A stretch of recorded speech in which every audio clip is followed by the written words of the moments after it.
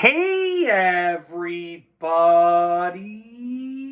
I'm here today to show you and tell you how to strum on a guitar. This will be a full tutorial for absolute beginners, so let's get right into the video. As you can see right here, I have this acoustic guitar, and I'm going to show you and tell you how to strum on it. It's actually pretty easy to do.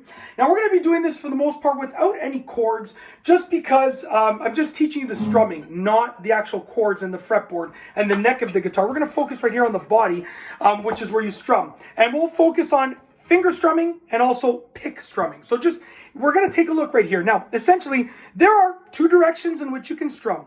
You can strum downwards, a little bit out of tune the guitar, so I do apologize. Or you can strum upwards, just like that. You can do it with any fingers, but typically, when you strum downwards, you're going to probably use your thumb, because that's kind of the way that the hand works, like this, right? Very simple. And when you strum upwards, you're probably going to use your index, or your middle finger, or your ring, like one of your other four fingers, right? Or even all of them together. Very simple. You can't strum sideways. It makes this sound right here. I know some of you are cringing right now, but you can't strum sideways. So down or up, okay? And essentially, you can also go down and up. You can also do it with a pick. What we have here is just a very simple pick, and you can take that pick and you can strum downwards or upwards, okay? You can also incorporate some chords if you want to incorporate them, okay? Yeah, that's the basics of strumming in the direction. Now, you can also do it, typically you do it with all the chords, with all the strings for most of the things that you're going to be doing. So you would strum through all of the strings, okay?